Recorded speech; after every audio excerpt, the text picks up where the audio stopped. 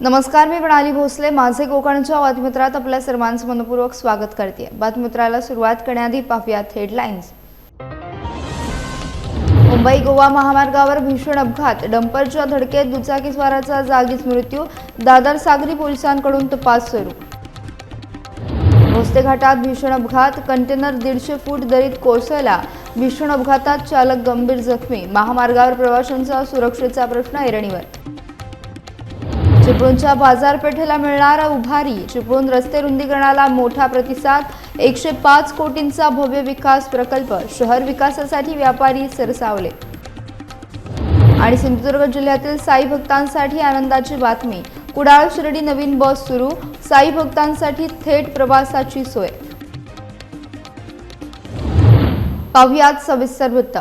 मुंबई गोवा महामार्गावर आंबिवली फाट्याजवळ पुन्हा एकदा काळजाचा थरकाप उडवणारा भीषण अपघात घडला असून यामध्ये एका 52 वर्षीय दुचाकीस्वाराचा जागीच मृत्यू झाला. डंपर आणि टीव्हीएस ज्युपिटर या दोन्ही गाड्या एकाच दिशेने जात असताना हा थरारक अपघात घडला. मृत व्यक्तीचे नाव कृष्णा धर्मा पाटील असून ते बळावली गावचे रहिवासी होते. डंपरच्या मागच्या चाकाखाली चिरडले गेल्यानं त्यांचा जागीच दुर्दैवी अंत झाला. या घटनेची माहिती मिळताच सामाजिक कार्यकर्ते कल्पेश ठाकूर यांनी तातडीने घटनास्थळी धाव घेतली आणि स्वतःच्या रुग्णवाहिकेतून मृतदेह पेण येथील उपजिल्हा रुग्णालयात हलवला. अपघातामुळे महामार्गावर काही काळ वाहतूक विस्कळीत झाली होती.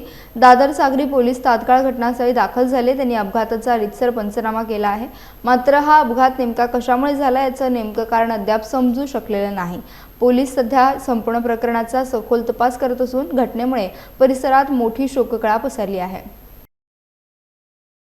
मुंबई गोवा राष्ट्रीय महामार्गावरील खेडजवळील भोसले घाटात काल दुपारी एक भीषण अपघात घडला. गोव्याहून मुंबईच्या दिशेने भरधाव वेगाने जाणारा एक मोठा कंटेनर चालकाचे नियंत्रण सुटल्यामुळे तब्बल 150 फूट खोल दरीत कोसळला. हा अपघात इतका भयानक होता की कंटेनरचा लोखंडी सांगाडा खोल दरीत फेकला गेला तर त्याचे मुख्य चेसिस रस्त्याच्या कडेलाच अडकून पडले. या भीषण अपघातात कंटेनर चालक गंभीर जखमी झाला असून त्याला तातडीने उपचारासाठी जवळच्या रुग्णालयात दाखल करण्यात आला आहे. विशेष म्हणजे ज्या ठिकाणी दुर्घटना घडली तो भाग राष्ट्रीय महामार्ग विभागानं ब्लॅक स्पॉट म्हणून घोषित केला आहे. या ठिकाणी सध्या संरक्षण भिंतीचं काम वेगानं सुरू असतानाही पुन्हा भीषण अपघात झाल्याने प्रवाशांच्या सुरक्षेचा प्रश्न गंभीर बनला आहे. वारंवार होणाऱ्या घटनांमुळे वाहनधारकांमध्ये मोठी भीती आणि चिंतेचं वातावरण निर्माण झालं असून प्रशासनाने तातडीने उपाययोजना करण्याची मागणी होती आहे. रत्नागिरी जिल्ह्यातील लांजा तालुक्यातील धावणेवाडी येथे माणुसकीला काळीमा फासणारी एक धक्कादायक घटना घडली आहे. कोळंबीच्या जेवणासाठी मसाला वाटून देण्यास सांगितल्याच्या कारणावरून संतापलेल्या मुलानं आपल्या 70 वर्षीय वृद्ध आईवर जीवघेणा हल्ला केला. संतोष गणपत दिवाळे असे आरोपी मुलाचे नाव असून त्याने संतापाच्या भरात आईच्या डोक्यात दगडी वरवंटा घातलाय. धक्कादायक बाब म्हणजे त्याने शर्टाने गळा ओढून आईला ठार मारण्याचा देखील प्रयत्न केला. या भीषण हल्ल्यात सुनीता दिवाळे या रक्ताच्या थारोळ्यात कोसळल्या असून त्या गंभीर जखमी झाल्या. त्यांना तातडीने लांजा रुग्णालयात नेण्यात आलं. मात्र त्यांची प्रकृती चिंताजनक असल्याने पुढील उपचारासाठी जिल्हा शासकीय रुग्णालयात हलवण्यात आलं आहे. या प्रकरणी जिल्हा पोलिसांनी आरोपी संतोष विरुद्ध गुन्हा दाखल करून त्याला ताब्यात घेतलाय. किरकोळ घरगुती वादाचं रूपांतर अशा रक्तरंजित घटनेत झाल्यानं संपूर्ण रत्नागिरी जिल्हा हादरला असून परिसरात तीव्र संताप व्यक्त केला जातोय. चिपळूण नगर परिषदेने शहराच्या सर्वांगीण विकासासाठी चिंचनाका ते पॉवर हाऊस आणि बस स्थानक ते खेंड या मुख्य रस्त्यांच्या रुंदीकरणाचा महत्त्वाकांक्षी निर्णय घेतला. 105 कोटी रुपयांच्या या भव्य प्रकल्पाबाबत सोमवारी इंदिरा गांधी सांस्कृतिक केंद्रात बाधित व्यापारी आणि नागरिकांची महत्त्वपूर्ण बैठक पार पडली. यावेळी आर्किटेक्ट नागेश देशपांडे यांनी सादरीकरणाद्वारे रस्त्यांचा दर्जा, पदपथ आणि सांडपाणी नियोजनाचा सविस्तर आराखडा मांडला. सुरुवातीला काही शंका असल्या तरी नगराध्यक्ष उमेश सकपाळ आणि मुख्याधिकारी संजय जाधव यांनी दिलेल्या आश्वासनानंतर सर्वांनी या प्रकल्पाला सकारात्मक प्रतिसाद दिला. रुंद रस्त्यांमुळे चिपळूणची बाजारपेठ अधिक सक्षम होईल आणि दळणवळणाची सुविधा सुधारेल असा विश्वास नगराध्यक्षांनी व्यक्त केला. तर नगरपालिकेचे उत्पन्न मर्यादित असले तरी शहराचा चेहरा मोहरा बदलण्यासाठी हा प्रकल्प पूर्ण करण्याची ग्वाही प्रशासनाने दिली आहे. या प्रकल्पामुळे चिपळूणच्या प्रगतीला नवी दिशा मिळणार असून नागरिकांनी सहकार्याची भूमिका घेतल्यानं प्रत्यक्ष कामाचा मार्ग मोकळा झाला आहे. बांधकाम आहे त्याच्यात थोडासा फरक असायचा काही नियमांच्या बाबतीत आणि एकदा असं झालं की मी टाउनप्लॅनिंगच्या नियमाप्रमाणे पण काय लागू आहे तिथे टाउनप्लॅनिंगचे नियम लागू होती, रेव्हेन्यूचे नाही. असा त्याच्यात स्पष्ट उल्लेख होता. आता मला मॅडमना हे विचारायचं की त्यांनी सांगितले आपल्याकडे एफएसआय मीडिया लागू होतो देता येतो आणि तो इरिगेशनच्या याच्याप्रमाणे देता येतो असं तर आपल्या UDCPR मध्ये असं माझ्या तरी वाटण्यात कुठे आलं नाहीये की जर रिलेशन मध्ये ते देता येत असेल तर देता येईल असा उल्लेख त्याच्यात नाहीये आणि माझ्या तरी वाटण्यात आलेला नाहीये. त्यामुळे इथे जर स्पष्टपणे नाही देता येत असं असेल त्याच्यात भले असेल तर मी आता जसं रेव्हेन्यू काउंटरच्या नियमांचं तसं कुठे त्याचा ठोसपणा आहे. तर तुम्ही आम्हाला ज्या मीडिया त्याच्या घ्या म्हणून आणि तो उद्या चालत नाही असं झालं की त्या 1000 रुपयाच्या मटणाचं काम सगळं घरात करून राहतील त्याचा उपयोग नाही. रत्नागिरी जिल्ह्यातील वीज ग्राहक, सौर ऊर्जा वापरकर्ते आणि आंबा बागायतदारांच्या विविध प्रलंबित समस्यांसंदर्भात आता आक्रमक पवित्रा घेण्यात आलाय. वीज दरवाढीचा अन्यायकारक प्रस्ताव आणि सौर ऊर्जेवर लादण्यात आलेल्या निर्बंधांमुळे संपूर्ण जिल्ह्यात संतापाची लाट उसळली आहे. या गंभीर प्रश्नांवर तोडगा काढण्यासाठी राज्याचे मुख्यमंत्री यांनी तातडीने हस्तक्षेप करावा अशी मागणी अखिल भारतीय ग्राहक पंचायतीनं केली आहे. या संदर्भात ग्राहक पंचायतच्या नेतृत्वाखाली निवासी उपजिल्हाधिकारी चंद्रकांत सूर्यवंशी आणि महावितरणच्या प्रशासकीय अभियंत्यांना अधिकृत निवेदन सादर करण्यात आले. वीज दरातील मोठी वाढ, सौर ऊर्जेवरील जाचक निर्बंध आणि शेतकऱ्यांच्या वीज सबसिडीची थकीत रक्कम यामुळे बागायतदार आणि सामान्य नागरिक आर्थिक संकटात सापडले आहेत. यावेळी हॉटेल आणि पर्यटक उद्योजक प्रतिनिधी देखील मोठ्या संख्येने आंदोलनात सहभागी झाले होते. संजय वैशंपायन आणि अविनाश काळे यांच्यासह अनेक पदाधिकाऱ्यांनी प्रशासनाकडे आपल्या रास्त मागण्या मांडल्या. या प्रश्नांवर तातडीनं मार्ग न निघाल्यास आगामी काळात तीव्र आंदोलन छेडण्याचा इशारा देखील यावेळी देण्यात आला. आज या ठिकाणी कोकणामधल्या शेतकऱ्यांना, विशेषतः रत्नागिरी जिल्ह्यातल्या शेतकऱ्यांना मागील थकबाकीसह इतर आकार असं नमूद करून मोठ्या प्रमाणामध्ये शेतीपंपांची वीज देयकं आलेली आहेत आणि ही वीज देयकं सुधारित करण्यात यावीत आणि जो राज्य सरकारचा जो GR आहे त्यामध्ये मुख्यमंत्री बळीराजा मोफत वीज योजना 2024 नुसार सर्वांना वीज बिल माफ करण्यात यावं आणि सुधारित बिलं देण्यात यावी अशी एक मागणी आहे. दुसरा महत्त्वाचा मुद्दा म्हणजे सौर पॅनलसाठी केंद्र सरकारच्या धोरणाच्या विरोधात महावितरण कंपनीने नवीन धोरणं लागू केलेली आहेत आणि यामध्ये महत्त्वाचं म्हणजे 10 किलोवॅटपर्यंत जे ऑटो अप्रूव्हल होतं ते बंद करून त्यांनी 3 किलोवॅट केलेलं आहे आणि त्याला युनिटचं कॅपिंग लावलेलं आहे आणि ह्या युनिटच्या कॅपिंगमुळे सौर ऊर्जा धोरणाला कुठेतरी मोठ्या प्रमाणामध्ये बाधा निर्माण होणार आहे. या मागण्यांच्या अनुषंगाने सन्माननीय पालकमंत्री डॉक्टर उदयजी सामंत यांची आम्ही भेट घेतलेली होती आणि पालकमंत्री उदयजी सामंत यांनी आम्हाला मुख्यमंत्री महोदयांसोबत आमची बैठक आयोजित करण्याबाबत एक आपण प्रयत्न करणार असून या अनुषंगाने लवकरच अशा प्रकारची बैठक पालकमंत्री उदयजी सामंत यांच्या माध्यमातून आयोजित केली जाईल असा आम्हाला विश्वास आहे आणि हा लवकरच प्रश्न जो जनतेच्या जिव्हाळ्याचा आहे, महत्त्वाचा आहे आणि कृषी, सौर आणि पर्यटन या तिन्ही उद्योगांशी संबंधित आहे, हा लवकरात लवकर सोडवला जाईल असं आम्ही आशा करतो. आणि अशा प्रकारची निवेदनं आपण जिल्हाधिकारी कार्यालय, मुख्यमंत्री, त्याचप्रमाणे पालकमंत्री अशी सर्वांना दिलेली आहे आणि जनतेला विनंती आहे की आपणही जागृत व्हा आणि अशा प्रकारे ग्राहक पंचायतीच्या माध्यमातून आपले जे प्रश्न असतील ते सोडवण्यासाठी आपण जागे व्हा. सिंधुदुर्ग जिल्ह्यातील साई भक्तांसाठी एसटी महामंडळाने एक आनंदाची बातमी दिली आहे. कुडाळ आगारातून आता थेट कुडाळ ते शिर्डी अशी नवीन बस सेवा सुरू करण्यात आली आहे. ही बस दररोज पहाटे 5:15 कुडाळमधून सुटेल आणि रात्री 10 वाजता शिर्डीत पोहोचेल. परतीच्या प्रवासासाठी ही बस शिर्डीतून सकाळी 7 वाजता निघून रात्री 10 वाजता कुडाळला परत येईल. या बसचा प्रवास कणकवली, कोल्हापूर, बारामती आणि अहिल्यानगर अशा विविध मुख्य शहरांमधून होणार आहे. यामुळे कोकणातील भाविकांना शिर्डीचे दर्शन घेणे आता अतिशय सुलभ आणि सुखकर होणार आहे. विशेष म्हणजे लांब पल्ल्यांच्या या बस सेवेचा फायदा अनेक व्यापारी आणि नोकरदारांना देखील होणार आहे. या नवीन उपक्रमाचा जास्तीत जास्त प्रवाशांनी लाभ घ्यावा असं आवाहन कुडाळ आगार व्यवस्थापक रोहित नाईक यांनी केलं आहे. या सुविधेमुळे एसटीच्या उत्पन्नात देखील मोठी भर पडण्याची आशा व्यक्त होते. शिवाय प्रवाशांची प्रदीर्घ प्रतीक्षा आता संपली असून प्रवासाचा मार्ग मोकळा झाला आहे. सर, आता सध्या कुडाळ आगारामार्फत प्रवाशांना शिर्डी साईबाबांचे दर्शन घेण्यासाठी लाभ घेता यावा यासाठी कुडाळ आगारामार्फत ज्यादा प्रायोगिक तत्वावरती एक कुडाळ शिर्डी अशी बस चालू करण्यात आलेली आहे. ही बस सकाळी पहाटे कुडाळवरून 5:15 वाजता सुटते. ही गाडी कणकवली, गगनबावडा मार्गे कोल्हापूर, त्यानंतर सातारा, फलटण, बारामती, दौंड, नगर, अहिल्यानगर मार्गे शिर्डी अशी जाते. ही बस साधारणतः शिर्डी येथे 10 ते 10:15 या वेळेत पोचते आणि सकाळी ही बस 7 वाजता शिर्डीवरून पुन्हा त्याच मार्गे कुडाळ येथे संध्याकाळी 10:30 ते 11 या वेळेपर्यंत पोचते.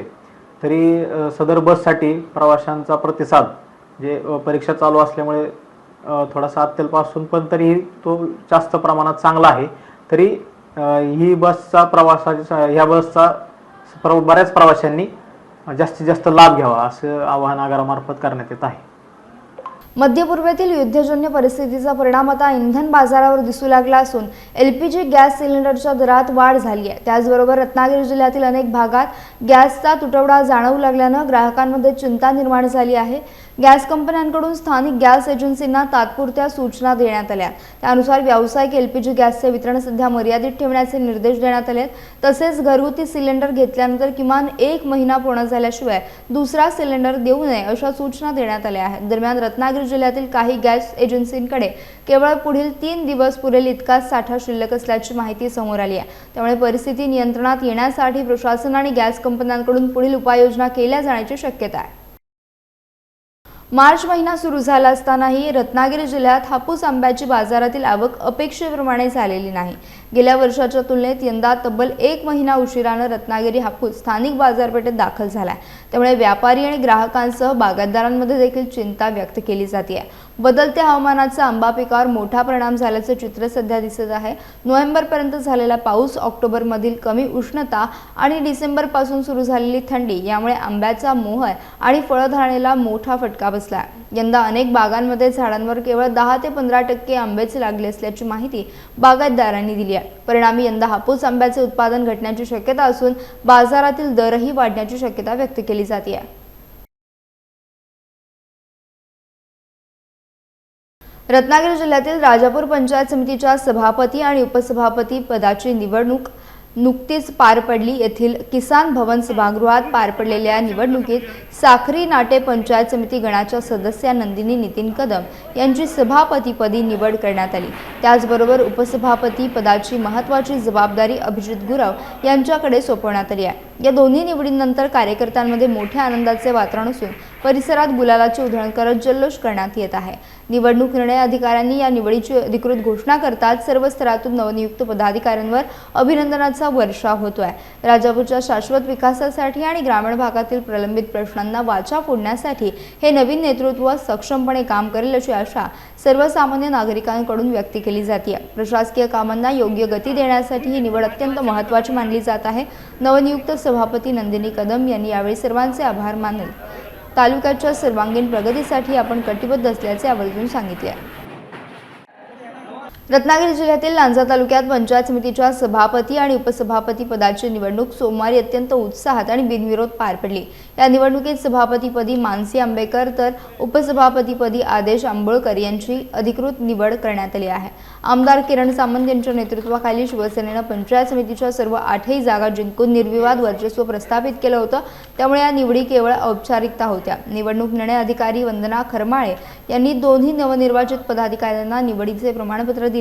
रत्नागिरीच्या नगराध्यक्षा शिल्पा सुर्वे यांनी नवनियुक्त सभापती आणि उपसभापतींना त्यांच्या मानाच्या खुर्चीत सन्मानानं विराजमान केले. यावेळी शिवसेना तालुका प्रमुख गुरुप्रसाद देसाई, विधानसभा क्षेत्रप्रमुख सुनील कुरुप आणि लांजा नगराध्यक्षा सावली कुरुप यांच्यासह अनेक वरिष्ठ पदाधिकारी आणि अधिकारी उपस्थित होते. या विजयामुळे लांजा तालुक्यात शिवसेनेची राजकीय पकड पुन्हा एकदा भक्कम झाली असून नवनिर्वाचित पदाधिकाऱ्यांचे सर्व स्तरातून स्वागत आणि अभिनंदन होत आहे. विशेष म्हणजे आमदार किरणजी भैया सामंत यांच्या नेतृत्वाखाली आमदार आणि आमचे नामदार उदयजी सामंत साहेब यांच्या नेतृत्वाखाली आम्ही ही निवडणूक लढवली गेली आणि शिवसेनेचं भगव्यमय वातावरणात आम्ही सर्व 8च्या 8 पंचायत समिती सदस्य आणि 4 जिल्हा परिषद सदस्य हे आम्ही भरघोस मताने आम्हाला निवडून दिले. या जनतेची सेवा करण्यासाठी आज मला उपसभापती म्हणून भयाशील सनी आणि उदयजी सामंत साहेबांनी मला जे आशीर्वाद दिला आहे आणि ह्या तालुक्याचा सर्वांगीण विकास आम्ही सर्व एकत्र येऊन शिवसेना संघटना पूर्ण तालुकाभर आम्ही चांगल्या पद्धतीचं काम करू एवढेच आपल्याला शक्य आहे. गुहागर तालुका पंचायत समितीच्या सभापती आणि उपसभापती पदाची निवड प्रक्रिया अत्यंत उत्साहात पार पडली. या महत्त्वपूर्ण निवडीत शिवसेनेचे प्रणव पोळेकर यांची सभापतीपदी तर भाजपचे निलेश सुर्वे यांची उपसभापतीपदी निवड करण्यात आली. निवडीनंतर माजी आमदार विनय नातू यांच्या हस्ते नवनिर्वाचित पदाधिकाऱ्यांचा गौरव करण्यात आला. यावेळी गटविकास अधिकारी परेश शिरसाट यांच्यासह शिवसेना आणि भाजपचे अनेक पदाधिकारी उपस्थित होते. नवनिर्वाचित सभापती प्रणव पोळेकर यांनी जनतेचे आभार मानले. येणाऱ्या काळात तालुक्यातील रस्ते रस्ते, पाणी आणि वीज यांसारख्या मूलभूत समस्या सोडवण्यासाठी सर्व सदस्य एकजुटीने प्रयत्न करतील. जनतेने दिलेल्या संधीमुळेच आज या पदावर बसू शकलो असून तालुक्याचा सर्वांगीण विकास करणे हेच मुख्य उद्दिष्ट आहे असा विश्वास त्यांनी व्यक्त केला. या नव्या नेतृत्वामुळे गुहागरच्या विकासाला आता नवी गती मिळणार असून कार्यकर्त्यांमध्ये उत्साहाचं वातावरण पाहायला मिळत आहे. असतील, पाणी असेल, वीज असेल, ज्या सगळ्यांच्या समस्या ज्या त्या सोडवण्याच्या दृष्टीनं आम्ही एक दिलानं एकमतानं काम करू. आणि मी या सगळ्यासाठी आमचे रत्नागिरीचे पालकमंत्री जे आहेत उदयजी सामंत यांचं मार्गदर्शनाखाली आम्ही हे सगळं जे आहे ते काम करू. आम्ही युती म्हणून लढलो होतो, युती म्हणून देखील काम करू. त्याचबरोबर आमचे गुहागरचे माजी आमदार विनयजी नातूसाहेब आहेत, ते देखील आम्हाला या दरम्यान मार्गदर्शन मिळेल. आम्ही एक दिलानं एकमतानं आम्ही या ठिकाणी काम करू. आणि माझी निवड जी आहे ती या सर्व जनतेच्या याच्यामुळे झाली आणि त्यामुळे मी सर्व जनतेचे प्रथमतः आभार मानतो, कारण त्यांनी संधी दिली म्हणून मी आज या खुर्चीवर बसलो. महाड MIDC मधील प्रसिद्ध ऑलॉन प्रायव्हेट लिमिटेड कंपनीच्या वतीनं सेफ्टी सप्ताह दिनानिमित्त विविध विधायक उपक्रमांचे आयोजन करण्यात आले होते. तालुक्यातील शालेय विद्यार्थ्यांच्या सुप्त कलागुणांना हक्काचे व्यासपीठ मिळावे या उद्देशानं कंपनीने सुरक्षा स्लोगन आणि भव्य चित्रकला स्पर्धेचं आयोजन केलं होतं. या अनोख्या स्पर्धांमध्ये महाड परिसरातील तब्बल 90 विद्यार्थ्यांनी अतिशय उत्साहानं सहभाग नोंदवून आपली कला सादर केली. कार्यक्रमाचे मुख्य आकर्षण ठरली ती म्हणजे अवघ्या काही वर्षांची चिमुकली राही साळवी. चित्रकला स्पर्धा सुरू असताना राहीने छत्रपती शिवाजी महाराजांच्या जीवनकार्यावर अत्यंत ओघवत्या भाषेत आणि स्पष्ट उच्चारात प्रेरणादायी भाषण केले. तिच्या धीट भाषणामुळे कंपनीच्या मॅनेजमेंटसह सर्व उपस्थितांची मने जिंकली गेली. यावेळी कंपनीचे HR मॅनेजर प्रशांत महामुनकर यांच्यासह विविध वरिष्ठ अधिकारी आणि कर्मचारी मोठ्या संख्येने उपस्थित होते. औद्योगिक सुरक्षिततेचा संदेश समाजापर्यंत पोहोचवताना विद्यार्थ्यांच्या प्रतिभेला प्रोत्साहन देणाऱ्या या स्तुत्य उपक्रमाचे सर्व स्तरातून कौतुक होत आहे. कामगार आणि पालकांनी या उपक्रमाला सकारात्मक प्रतिसाद दिला. अंधार फार झाला, आता दिवा पाहिजे. महाराष्ट्राला पुन्हा एकदा जिजाऊंचा शिवा पाहिजे. जो फाशिस्ट केलाची तलवार वागवतो यांचं नाव येसाजी. जो 2000 शत्रूची एकटा झुंजतो यांचं नाव बाजी. जो हात तुटला तरी शत्रूशी लढत राहतो त्यांचं नाव तानाजी. जो 8 तासात घोडा दिल्लीवरून पुण्यात आणतो त्यांचं नाव संताजी. जो शत्रूंच्या छावणीत घुसून छावणीचा मुकुट कापून आणतो त्यांचं नाव धनाजी. जो धानाला सामोरे जातो न बॉक्स फाडून काढतो त्यांचं नाव छत्रपती संभाजी महाराज. या सगळ्यांना एकत्र करून स्वराज्याचे तोरण बांधतो त्यांचं नाव छत्रपती शिवाजी महाराज. सेफ्टी सप्ताहाच्या निमित्ताने दरवर्षी आम्ही ह्या विद्यार्थ्यांसाठी सेफ्टी रिलेटेड म्हणजे सेफ्टी स्लोगनच्या माध्यमातून चित्रकला स्पर्धा आयोजित करतो. जवळजवळ 91 विद्यार्थी दरवर्षी पार्टिसिपेट करतात. त्यामध्ये कंपनी एम्प्लॉईज आणि आमच्यामध्ये कॉन्ट्रॅक्टचे जे लोक काम करतात त्यांचे विद्यार्थी या कार्यक्रमामध्ये भाग घेतात. उत्स्फूर्त असा प्रतिसाद असतो. चांगले असे ड्रॉइंग विद्यार्थी काढत असतात. त्यांच्या कलागुणांना वाव देण्याचा प्रयत्न हा ओलन मॅनेजमेंट करत असते. पुढे परमनंट एम्प्लॉय असतील तो कॉन्ट्रॅक्टर असतील या सगळ्यांच्या मुलांसाठी त्यांच्या मुलांच्या कलागुणांना वाव देण्यासाठी आणि त्यांच्यामध्ये सेफ्टीचे रुजण्यासाठी सेफ्टीचं त्यांना अवेअरनेस येण्यासाठी आपण प्रत्येक वर्षी त्या सेफ्टी वीकच्या रविवारमध्ये जो रविवार येईल त्या रविवारी त्यांच्या मुलांसाठी सेफ्टी ड्रॉइंग कॉम्पिटिशन करतो. त्याचा हा थीम जी असते ती सेफ्टीचीच थीम असते. सेफ्टी या विषयावर त्यांना 1 तासामध्ये ड्रॉइंग कम्प्लीट करायचं असतं. अशा पद्धतीने आम्ही त्या मुलांना त्यांच्या कलागुणांना वाव देतो प्रत्येक वर्षी. यासह बातमीपत्रात वेळ झाली. इथेच थांबण्याची भेटूयात नवीन बातमीपत्रासह. तोपर्यंत तुम्ही कुठेही जाऊ नका. पाहत राहा फक्त माझे कोकण.